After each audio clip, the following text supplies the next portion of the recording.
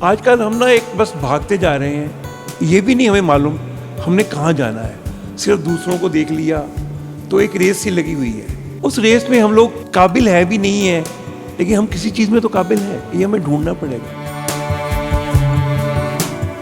भगवान ने हमें किसी और कार्य के लिए भी भेजा है, सिर्फ उदर पूर्ति नहीं, थोड़ा मान सम्मान नहीं, थोड़ा हमें सोसाइटी के लिए भी कुछ करना है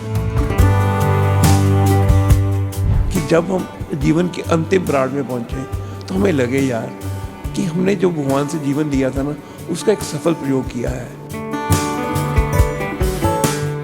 मेन दो ही चीज़ें हैं, एक तो हमें विवेक होना चाहिए क्या सही है क्या गलत, दूसरा हमें कंपैशन होना चाहिए।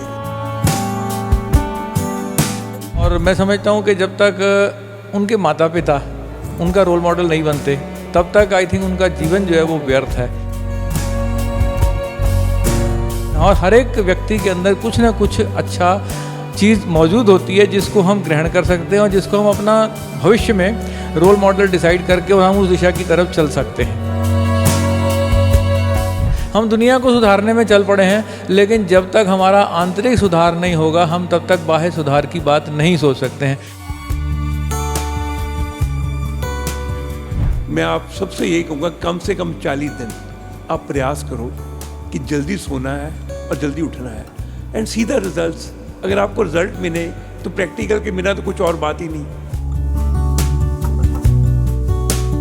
कमल का फूल है ना, वो भी हमें यही सिखाता है कि आप यार चाहे कीचड़ में रहो, चाहे कैसे रहो, अपनी सुंदरता को, अपने स्वभाव को उसमें भी रहकर बनाए रखो। यही कहेंगे बस पहले वेल्थ कमा लें, फिर नाम कर लें, उसके बाद आनंद में रहेंगे। यार आज ही आनंद में रह लो, जितनी वेल्थ है, जितनी सेधे हैं, उसी से आनंद में क्यों नहीं रह सकते हो। प्रेरणा पाठशाला के दूसरे एपिसोड में आप सभी का स्वागत है। प्रेरणा पाठशाला के लक्ष्य क्या है, इनके वीडियोस के आखिर मकसद क्या है, कैसे समाज को एक नई दिशा दे रहा है प्रेरणा पाठशाला, आज इस पे विस्तार पे बातचीत करेंगे। मेरे साथ मौजूद है श्री वरिंदर मित्तल जी। इनके बारे में बताएं तो मोटिवेशनल स्पीकर है, पैशनेटली इन्वॉल्व है in the welfare of students. और मेरे साथ मौजूद होंगे आर्मी से कर्नल रिटायर्ड अमरजीत सिंह जी, जो कि 10 सालों से भी ज़्यादा वेरियस आर्मी स्कूल्स में प्रिंसिपल रह चुके हैं, मैरिटोरियस स्कूल में रह चुके हैं, मोटिवेशनल स्पीकर भी हैं। तो वरिंदर जी, सबसे पहले मैं आपसे जानना चाहूँगी प्रेरणा पाठशाला का आखिर लक्ष्य क्या है? तमन्ना जी, प्रेरणा पाठशाला को शुरू करने का it is just a continuity of what we have been doing from the last many years. अब प्रेरणा पाठशाला से क्या है, हम लोग जो एक सीमित लुधियाना के दायरे से हैं, सिर्फ 7th और 8th क्लास में हैं। हम चाहते, मेरा मन में था कि हम बच्चों के साथ, स्टूडेंट्स के साथ एक ऐसी वार्तालाप करने का प्रयास करें जिसमें कि एक तो उनको क्लियरली पता लगे कि उनकी लाइफ का गोल सेटिंग कैसे करनी है। आजकल हम ना एक बस भागते जा रहे हैं, ये भी नहीं हमें मालूम हमने कहाँ जाना है। सिर्फ दूसरों को देख लिया तो एक रेस सी लगी हुई है। उस रेस में हम लोग काबिल है भी नहीं है, लेकिन हम किसी चीज़ में तो काबिल हैं, ये हमें ढूंढना पड़ेगा। हमें ना जब लक्ष्य निर्धारण करना आ जाएगा ना, हमें लक्ष्य जब निर्धारण करना है तो हमें सोचना है कि हमारे में कैपेबिलिटीज़ क्या है, हमारा शौक़ क्या है, हमारा पैशन क्या है। जब हमारे पैशन के मुताबिक हम लक्ष्य सेट कर लेंगे ना, फिर हम उसके बारे में अपने माँ बाप से, टीचर्स से, और जो उस लोग उस लक्ष्य के में कैपेबल कामयाब हो सकें उन लोगों से भी बात करेंगे। उन लोगों से जब हम बात करते हैं ना, हमें पता लग जाता है कि हमारा जीवन का ये उद्देश्य है, हम ये जीवन में बनना चाहते हैं।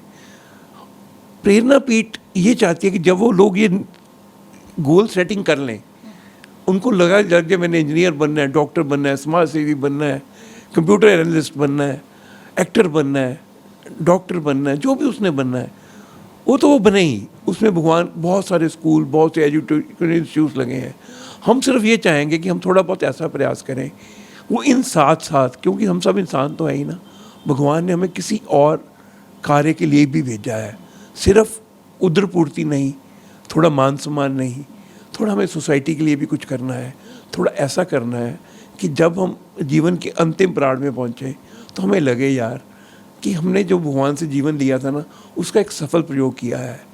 हमने जीवन में सफलता के साथ साथ आनंद भी अनुभव करें और समाज को कुछ ऐसा देकर जाएं कि हमें कम से कम लगे यार हमने तो अपना रोल अच्छा प्ले कर दिया। जैसे अब आप प्रेरणा पाठशाला के साथ हैं, तो एज अ फाउंडर ऑफ प्रेरणा पाठशाला आपकी जो वीडियोस आएंगी वो क्या मैसेज देने वाली होंगी? प्रेरणा जी, मेन तो ना मुद्दा एक ही है कि बी गुड डू गुड। अगर हम एक अच्छे इंसान बन गए ना और हमें पता लग गया कि हमें अच्छे इंसान बनने के साथ साथ दुनिया के साथ, मदर नेचर के साथ, एनिमल्स बर्ड्स के साथ भी एक कंपैशनेटली व्यवहार करना है, पैशनेटली व्यवहार करना है। मेन दो ही चीज़ें हैं, एक तो हमें विवेक होना चाहिए क्या सही है क्या गलत, दूसरा हमें कंपैशन होना चाहिए। जिस तरह एक माँ बच्चों का ख्याल रखती है ना, हमें भी सोचना पड़ेगा संसार में जहाँ भी प्रॉब्लम है अगर हम किसी तरह उसकी हेल्प कर सकते हैं तो उसकी हेल्प करें। अगर ये दोनों चीज़ों को पकड़ लेंगे ना, हमारा सारा जीवन एक सफल और आनंदमय जीवन होगा। मेरे साथ अमरजीत सिंह जी मौजूद हैं। कर्नल अमरजीत सिंह जी 10 सालों से बेलसादा स्कूल के प्रिंसिपल रह चुके, जैसे मैंने आपको बताया। तो मैं सर आपसे जानना चाहूँगी कि आप 10 सालों के इस एक्सपीरियंस में कैसे देखते हैं नौजवानों को अपने रोल मॉडल कैसे देखने चाहिए? बड़ा अच्छा सवाल किया तमन्ना जी, और मैं इस वीडियो के माध्यम से आम जनता को, समाज को भी ये उद्देश्य देना चाहूँगा। पिछले कई वर्षों के एक्सपीरियंस के अनुसार मैंने ये देखा है, जब भी मैंने युवाओं के साथ में बातचीत की है अपने सैन्य कार्यकाल के दौरान या उसके बाद भी, उनके जीवन में एक बहुत बड़े रोल मॉडल की कमी होती है। और इस सोशल मीडिया के बदलते युग के अंदर जो है, जिस हिसाब से इलेक्ट्रॉनिक्स मीडिया ने हमारे घरों तक पहुंच गए हैं और हमें रोज़ अपना जो है वो रोल मॉडल बदली करने पे मजबूर कर देते हैं। और मैं समझता हूं कि जब तक उनके माता पिता उनका रोल मॉडल नहीं बनते तब तक आई थिंक उनका जीवन जो है वो व्यर्थ है। तो सबसे पहले तो मैं इस वीडियो के माध्यम से ये कहना चाहूँगा कि जो माता पिता हैं वो बच्चों के पहले रोल मॉडल बने। उनके बेडरूम में अगर फिल्मी हीरोइंस के फ़ोटोग्राफ लगे हुए हैं, इसका मतलब है कहीं ना कहीं जो है माता पिता का वर्ग जो है वो चूक गया है इस बात को यकीनी बनाने के लिए कि वो उनके रोल मॉडल बन सकें। क्योंकि सबसे पहले वो सुबह से शाम तक अपने माता पिता को ही देखते हैं, तो उसके बाद में समाज के अन्य लोगों को देखते हैं, किससे क्या चीज़ ग्रहण। और हर एक व्यक्ति के अंदर कुछ ना कुछ अच्छा चीज़ मौजूद होती है जिसको हम ग्रहण कर सकते हैं और जिसको हम अपना भविष्य में रोल मॉडल डिसाइड करके और हम उस दिशा की तरफ चल सकते हैं।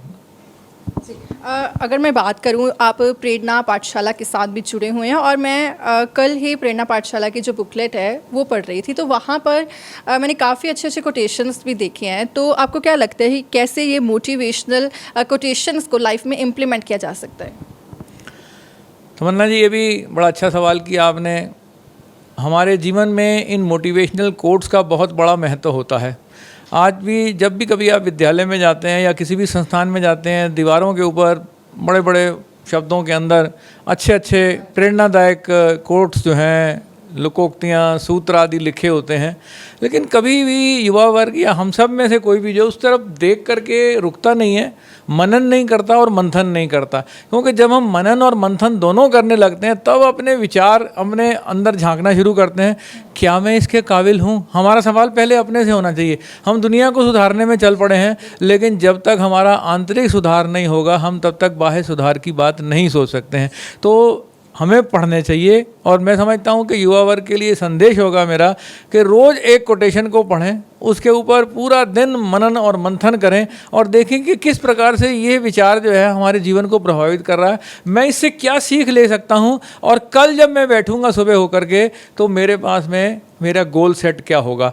तो ये सब जो है चीज़ें तभी हो सकती हैं जब हम विचारवान बनेंगे, विवेकवान बनेंगे, रोज़ देखेंगे, रोज़ इंट्रोस्पेक्शन करेंगे। जिस प्रकार से हमें भोजन की 3 समय आवश्यकता होती है, नहाने की गर्मियों में 3 बार आवश्यकता होती है, इसी तरह से हमें अपने अंतःकरण के अंदर जा करके ये देखना होगा कि क्या चीज़ है जो मेरे दिल को छूती है, मैं क्या बदलाव अपने अंदर लाऊं ताकि मैं गोल्ड विद फ्रेग्रेंस बन सकूं। मेरा जो है जो गहना है, जो मैं गोल्ड हूं ऑलरेडी भगवान के द्वारा भेजा हुआ, उसमें से एक खुशबू निकल के आनी चाहिए, तब जो है बात जो है कुछ बनती है। और हम चाहते हैं कि हम उनको एक एहसास देना चाहते हैं युवा पीढ़ी को इस प्रेरणा पाठशाला के माध्यम से कि आप भी वो सब काम कर सकते हैं जो आपसे हजारों साल पहले जो लोग आए वो कर गए हैं। आप भी महात्मा गांधी बन सकते हैं, आप भी विवेकानंद बन सकते हैं, आप भी दुनिया की वो महान हस्ती सारे काम कर सकते हैं।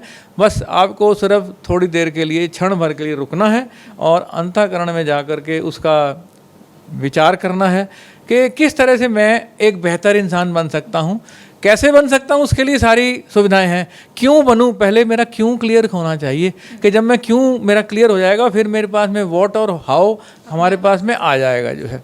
बिल्कुल सर, जैसे सर ने बताया कि मोटिवेशनल कोटेशन को इम्प्लीमेंट कैसे करें, मैं पूछना चाहूँगी जैसे हम पुराने टाइम में सुनते थे early to bed early to rise, ऐसे बहुत सारे कोटेशन थे, लेकिन आजकल ये कहीं खो गए हैं, इसका क्या कारण है? मैं तो आप खुद कहता हूँ कि 2 पुरानी सेइंग्स ना हमने कचरे में फेंक दी हैं।